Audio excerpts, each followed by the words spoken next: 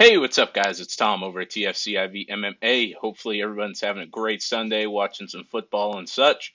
But I'm here to recap that awesome card we had last night UFC 283 in Rio de Janeiro, Brazil. First card, or not first card, but first pay per view of 2023. And it did not disappoint. Plenty of great performances, plenty of awesome fights, a lot of surprises, but also a lot of things we kind of predicted would happen. So it was nice. Kind of a rough night on picks for me, to be honest. Went 8-7 on a 15 fight card, so I mean, still over 50%, but I'd like to be much higher than that. So a little disappointed with the way the co-main event ended with the cut, but hey, it is what it is. So we'll dive into the full card here, kind of give just my reactions to all the performances we had last night, and let me know what you guys think in the comments. What your favorite fight of the nights were, what your most impressive performance, most surprising performance, and go from there.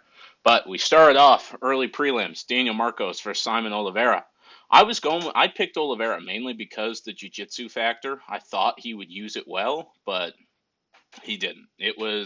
He looked like a man with no plan out there. He was throwing spinning attacks, just looking super uncoordinated, running around the cage, really showing just didn't looked like he didn't even know what he was doing. And Marcos was set, laser beam focused, and that paid off in the second round when he got the TKO finish. So rough start to the picks there. Obviously, with me going Oliveira, but Daniel Marcos put on an awesome performance, and yeah, a big statement for his UFC debut, especially in front of Oliveira's home crowd. Next fight, we had Nunes versus Farron. Nunes came into this fight about a minus 550, minus 600, and it was far too close for the odds to have looked like that. I mean, Zara Farron had an awesome first round where she hit Nunes a couple times, and I was kind of scared as someone who had Nunes in some parlays. But Nunes did come back in the second, third rounds, win the fight. It was unanimous decision. Some people thought it was going to be a split. I saw a few people say that Farron won, but I think it was pretty clear. Nunes 2-3 after a tough round one, got the comeback, was able to close the distance. Obviously, big size difference between the two, but Nunes was able to close the distance in those second and third rounds, and that was enough to get her the win. Landed some big shots, some meaningful shots, and that's what got her for her. Then we went to the welterweight division. We had Warley Alves versus Nicholas Dalby. This was a fight where the odds had kind of flipped near the end, where at first Warley was an underdog. By closing time, he was a favorite, and it was a great fight, guys. A lot of awesome big punches on both sides. It went to split decision, and I think that was the right call because where Dalby was landing a lot more volume, Warley did hit him with some big shots that could have stole rounds. But even as someone who had Warley as my pick, I think Dalby was the winner of the fight, 29-28. But I definitely agree with the split decision. It was that close where I was more than okay with that. So yeah, good fight though overall. So can't complain. As we go into the next one, could I have been more wrong? I was really high on Terrence McKinney. I said that in my pre-fight video that I was really thinking he was gonna go in there, put on a good performance. But I said I wouldn't. Bonfim is an animal, and it wouldn't surprise me if he pulled out the win. But he didn't just win; it was pure domination from start to finish. I mean, it just looked like Terrence didn't even belong in there. And Terrence McKinney's a guy that's flatlined a lot of people and has been a big betting favorite in a lot of his fights. So Ismail put on an awesome performance, started off what ended up being a hot night for the Bonfim brothers, but beat up Terrence pretty good in round one, landed a lot of great shots. And then round two, what a flying knee. I'm glad it almost landed more to the back and not in the front because, as we know, Terrence's mouth guard wasn't in. And that was my first thought. Dang, he get a tooth or two knocked out, and then he was flatlined. He fell down. You feel really bad because I like Terrence and saw a lot of people giving him shit on social media, and I don't like that. He's a pretty confident guy. He's pretty outspoken on social media, but don't rub it in on a guy that's having one of the tougher moments of his career. It's not the right thing to do, but hey, maybe with the loss, it will secure him the Pimblett fight. Who knows? But phenomenal performance by Ismail Bonfim. That's about all you can say there. Then we went to Luan Lacerda, Cody Stamann. Uh, pretty pretty uneventful fight. Both guys had their moments. Lacerda really used the ground game in the third round, got Stamann down a couple times, but Stamann did get up. But the judges saw it where Stamann had done enough in rounds one and two to get the win. Very light on his feet last night, very fluid, a lot of bopping, a lot of bouncing, and he was able to pull off the decision win. So one of the more uneventful fights on the card, but good win for Cody Stamann. Obviously coming off a big knockout of Eddie Wineland. I know he was a pretty big betting favorite, but not the most impressive performance. But he got the win. As we go into the next fight, talking about impressive performances. Oh my goodness, Jailton Almeida versus Shamil. We knew Almeida was the real deal. We had seen what he had done. But right as the fight started, Shamil hit him with a punch, and I was like, oh my goodness. But Jailton Almeida did what Jailton Almeida does, and he took him down and hit him with an awesome slam in the first, controlled him for most of it, and then finished him off in the second by TKO with the ground and pound. Very impressive performance. He was one of the guys to get performance of the night. I believe him, Ismail Bonfim, and there may have been another one or two, but great performance for Almeida. And yeah, lot of great performances from the Brazilians in Rio. So it was very impressive. As we go to the next fight, we had the second Bonfim brother. We had Gabriel, the bigger one, but the younger one. He was going up against Munir Laziz, and Laziz is a very good kickboxer, very smooth on the feet, to where I had picked Bonfim, but I was pretty hesitant with the pick because of how smooth Laziz is on his feet. But Gabriel Bonfim had one of the most beautiful transitions. So Laziz shoots in, Bonfim locks up the guillotine, but then he rolls through it into a mounted guillotine, and it was so impressive. And as soon as it went to mounted, I said, it's over. And Laziz tapped shortly thereafter. But awesome performance for both the Bonfim brothers. So impressive with that. Like I said, I was very impressed with the transition there to turn it from the standard ghillie to the mounted guillotine. And just an awesome performance for both of them. I bet they were up all night partying last night, and I don't blame them. So it was good. Next fight, we had Thiago Moises versus Melquizael Costa. Obviously, I think we all kind of knew how this fight was going to play out. Thiago Moises was the far more experience. He's been in there with some killers. He was supposed to go against Guram. Guram got staph infection. So Costa stepped in for his UFC debut on short notice, and it was one-sided all fight. Thiago Moises with a very good performance ends up getting that submission in the second round. It wasn't under the chin, but he had it on the jaw, and he was cranking. So you can't blame Costa for tapping to that one.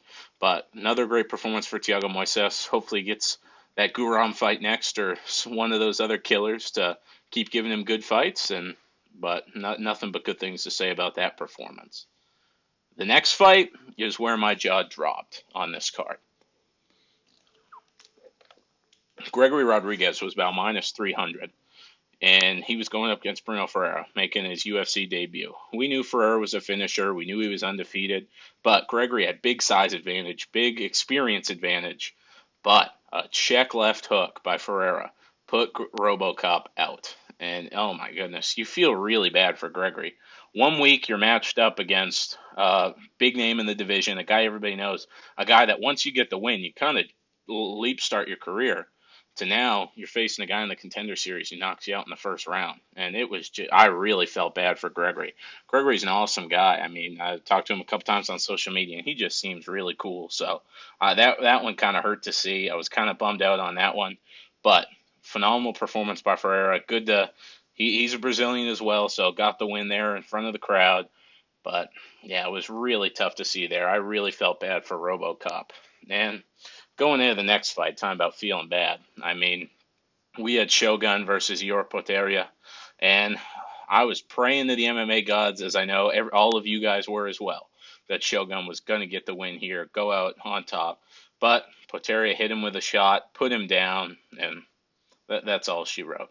He tried to fight back a little bit, but it was a good stoppage by the ref. But what a lot of people, myself and everybody else I saw on Twitter, plus the Brazilian crowd, didn't like was Poteria. He's emoting over there, just doing dance moves and stuff. And I'm like, dude, have some class. Shogun's a legend of the game.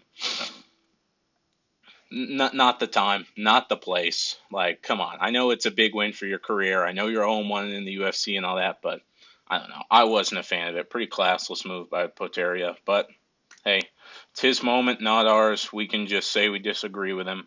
Not much more than that. And then we break into the main card. Start off good with a light heavyweight matchup. Johnny Walker, Paul Craig. I told you guys, Paul Craig. I was picking Johnny Walker going into this because Although he has some low fight IQ, I do think Kavanaugh's helped it a lot. And I didn't think he would jump into Paul Craig's guard, and I didn't think Paul Craig was going to be strong enough to get him down. But what we see is Johnny Walker hits Paul Craig with some big leg kicks, goes for a higher kick. Paul Craig catches it, and Johnny Walker just starts throwing punches right at him, and he ends up TKOing him. He hit Craig with some big old shots. It was in the first round. It was pretty quick, but very good performance by Johnny Walker. Awesome finish. He hit that damn worm, and DC said what we were all thinking is, I can't believe this guy does that after that shoulder injury. But hey, this one looked a little bit better. He wasn't dropping down as much. But really good performance for Johnny Walker. And I mean, if he can learn to fight conservative and not get hit much, because we all know the chin has been an issue, Johnny Walker could climb up the division pretty well. I mean, like, if you tell me now, put Johnny Walker was 12th, he'll be ninth on Monday. Put him against, I don't know, number 6, Anthony Smith. I'd favor Johnny Walker in that fight. Do I think he beats the big names, Alexander Rakic, we saw that when he fought Jamal Hill, guys like that? No, but I do think he does have top 5 potential if he fights conservative, if he's patient, if he doesn't leave his chin up in the air. So we'll see what happens, but I really like watching Johnny Walker. Love the personality. Just seems like a super awesome dude. So was real excited to see him get the win. And yeah, I look forward to seeing what's next. One thing I wasn't real excited to watch was the next fight we're going to break down. Jessica Andrade, Lauren Murphy. Every round was a 10-8, you could argue. Jessica Andrade was putting it on her. She was a 5-1 favorite. I think we all predicted this. But man, so much damage. A lot of people had Andrade inside the distance, and they were all mad the fight didn't get stopped. I was kind of bummed the fight didn't get stopped because, I mean, Lauren Murphy she looked almost unrecognizable. Jessica Andrade landed like almost, I think, 200 significant strikes to the head, and they were just all bombs. And it looked like Lauren Murphy had never checked a leg kick in her life, too, where Andrade was beating up that front leg and just it wasn't fun to watch. It was one-sided domination. And I've always said there's a much clearer I feel like in some of the men's divisions, there you can have number 10 beat number 2. In women's MMA, I think there's a hierarchy, and it's pretty clear. Whereas there are 2 or 3 girls in the division who steamroll everybody else. I think Rose, Wei Lee, if Andrade at 115 and maybe Lemos at 115, I think they have their way with a lot of the other girls in that division. And I think that's all we saw last night. There's levels to the game, and Lauren Murphy is not on Jessica Andrade's level. And Lauren Murphy being 40 years old, I didn't really enjoy watching that too much. But hey, it is what it is. Great win for Andrade. Book the Wei Lee rematch. Don't do it. Jessica Andrade beats Rose and then goes and defends the belt in China right after, loses it to Wei Lee, but she's done more than deserve it with the win over Murphy. I know it's a different division, but she also finished Amanda Lemos with ease with an awesome standing arm triangle. So give Andrade the next title fight at strawweight, and let's get it on. Move to the next bout. Welterweight. We had the all-time most winning welterweight, Neil Magny, versus Durinho Gilbert Burns. And we saw Gilbert go back to his roots. A lot of us had said over the last couple of fights, did Gilbert just forget his jiu-jitsu? Does he just not want to use it? But we saw he wanted to put on a good performance. He wanted to put on a statement performance, and that's exactly what he did. He went out and made Neil Magny look easy. Took him down, took his time, submitted him there in the first round. Arm triangle, and an awesome performance by Durinho. You love to see it. You could tell how happy he was to be fighting in Rio again. So I was really glad to see him get that performance, and really, really glad to see what's next. Called out Colby Covington. He said Belal Muhammad's been ducking him. I love Gilbert, and I believe Gilbert, but at the same time, Belal, he doesn't seem like the kind of duck. But hey, maybe he did. I'm not gonna pick sides on this one. But Colby Covington, Gilbert Burns, sign me up. I don't know if Colby Covington does it. He won't. I don't think he'll fight Gilbert. I don't think he'll want to fight Hamzat, who's old, past their prime, and still in the top 10. That's who Colby will fight. I'm just playing. But it'll be interesting to see what's next. But I'd love either the Belal Muhammad fight or the Colby Covington fight, and I can't wait to see it. Co-main event. I was wrong on this one. I was very high on Davison Figueiredo. I'm still very high on Davison Figueiredo. but he just did not utilize the game plan that won him the third fight. He was not throwing those leg kicks. I asked my buddy I was watching the fights with. I was saying leg kick, throw the damn leg kicks. That was his real key to victory last time. Was he landed them early, slowed Moreno down, and then was able to hit the hands. And then this time he was just relying on the hands without throwing those low leg kicks. I got real happy a couple times. I thought Figgy was going to submit him. He had a heel hook at one point, and then also had the guillotine at one point, but couldn't make anything with him. And Brandon was pretty clearly up 29-28 or 30-27 after 3 rounds. I had it 29-28, just as all 3 judges did. But it was you never know with a guy like Figgy. He carries so much power, but the cardio has been questionable in the past. So you never know with a guy like that, but obviously the fight gets stopped at the end of the 3rd round. Doctor stoppage. Figgy's eye had swollen shut. Punch, eye poke, I don't know. It looked like there was a poke, but it was to the other eye. So it was tough, and Davison Figueiredo going to be moving up to bantamweight. Was it just me he scared the crap out of with that? I've never seen a guy take his gloves off to leave a division. Usually that's retiring. But he tossed him down, and he said, I'm going up. So luckily no retiring, and there's a lot of fun fights at 135. Figgy has so much power in his hands at 125. I can only imagine without having to cut all that weight what he'll be at 135, and I can't wait to see it. But we will hear shortly, and then obviously Brandon Moreno is going to be fighting Alejandro Pantoja next. Those guys have some history. Pantoja's up 2-0. Pantoja looked phenomenal his last time out, where he basically showed Alex Perez no respect, walked right up, ate a couple punches, hopped on, submitted him. So I'm real excited for that one. And if you give me Alejandro Pantoja at pretty even plus money, you can guarantee we're going to be betting some on that. So I really look forward to that one. Hopefully they do it here in spring, maybe early summer. There we go. Speaking of impressive performances, we head into the main event. 3 words: Glover Teixeira toughness. Oh my goodness. Have we ever seen a guy whose chin gets better with age? But that's what we've seen with Glover Teixeira. And that's the only thing you can really take out of this fight on his end, was just toughness. Couldn't get Jamal down. Jamal surprised the heck out of me, and I guarantee a lot of other people. Phenomenal takedown defense. He had improved so much since his last time out. Stuck to a game plan. Landed the most significant strikes in light heavyweight history before the 5th round even started, and kept it going in the 5th. Glover got him down at one point, and I said, damn, maybe he'll pull it off, but wasn't able to. Too fatigued, too beat up. But so much toughness on Glover's end. So much improvement on Jamal Hill's end. Just both guys gained a lot of fans last night. And Jamal Hill with an awesome performance. I still don't know how I would, what I think of him being champ. I love Jamal Hill. I'm so hyped for him, but I don't know how he stacks up with guys like Magomed Ankalaev, Alexander Rakic, Jan Blachowicz, Yuri Prohaska. But hey, we're going to be seeing in due time. And then maybe by that time, if he's still champ, we know Poatan's coming up eventually. So maybe he gets some revenge for Glover against Jamal Hill. But hey, we will see. Awesome card, guys. I'm really kind of bummed my picks didn't play out as they wanted to. Was really hoping Figueiredo would get that win, and was really hoping Glover would get the win and then maybe go fight Yuri at MSG. But tough loss last night. He put it better than any of us could. He said, I'm almost too tough for my own good at this point, because he can keep eating those shots, but at 43 years old, he shouldn't. And I'm glad he retired in front of his home crowd. And he said, my focus is on Poatan. My focus is on Alex Pereira to be his coach, to help him. So it's going to be great, guys. Glover's not going to he's not going to retire and fall off the face of the earth. He's still going to be there in Poatan's corner and very active in the UFC. So I cannot wait to see what else 2023 brings. It's been a great start with that pay-per-view. We have the Perth card coming up in February. Obviously, I think we can all agree. Very strong. Top of the card falls off pretty heavily after that.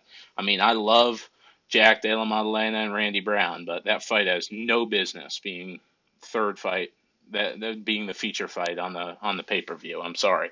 That's a start off the card fight or a feature prelim. But hey, it is what it is. I don't know if I said in my last video, got my tickets for $285, so I'll be there for that pay-per-view. John Jones, Cyril Gahn. Real excited for that one. Got some floor seats, so I'm really pumped. But hope y'all have a great rest of your weekend. My Patriots are out of the playoffs, so F it. Go Niners. Let's go. Perfect. Have a good one, guys.